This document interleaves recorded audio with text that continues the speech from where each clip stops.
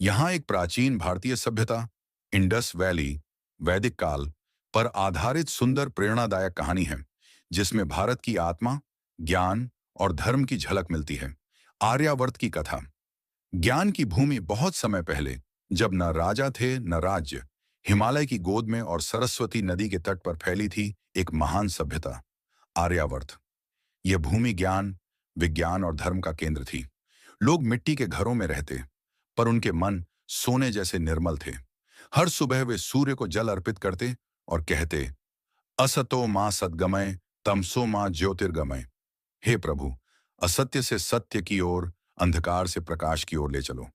इस भूमि में एक युवा अर्षि था, अरुणि, जो अपने गुरु आर्षयात्रि के आश्रम में शिक्षा प्राप्त कर रहा था।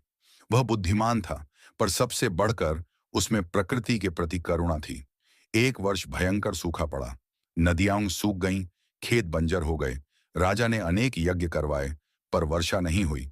तब अरुण ने कहा, प्रकृति पूजा नहीं, संरक्षण चाहती है। वह पहाड़ों की ओर गया। वहां उसने मिट्टी और पत्थरों से एक वेदी बनाई।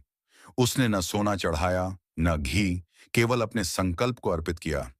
मैं इस भूमि के हर जीव की रक्षा करूंगा, यही मेरा यज्ञ है। कहा जाता है उसी क्षण आकाश में बादल छा गए, बिजली कड़की और वर्षा होने लगी। 7 दिनों तक पृथ्वी ने राहत की सांस ली। राजा ने पूछा, ऋषि कुमार, तुमने यह चमत्कार कैसे किया? अरुणि मुस्कुराया और बोला, जहां सत्य और धर्म रहते हैं, वहां देवता स्वयं वर्षा करते हैं। उस दिन से आर्यावर्त फिर से हरा भरा हुआ। लोग फिर से वेद, योग और विज्ञान में मग्न हुए। कहा जाता है कि अरुणि की यह वाणी आज भी हवाओं में गूंजती है। सच्चा यज्ञ मनुष्य का कर्म है, और सच्चा धर्म प्रकृति के साथ संतुलन में रहना है।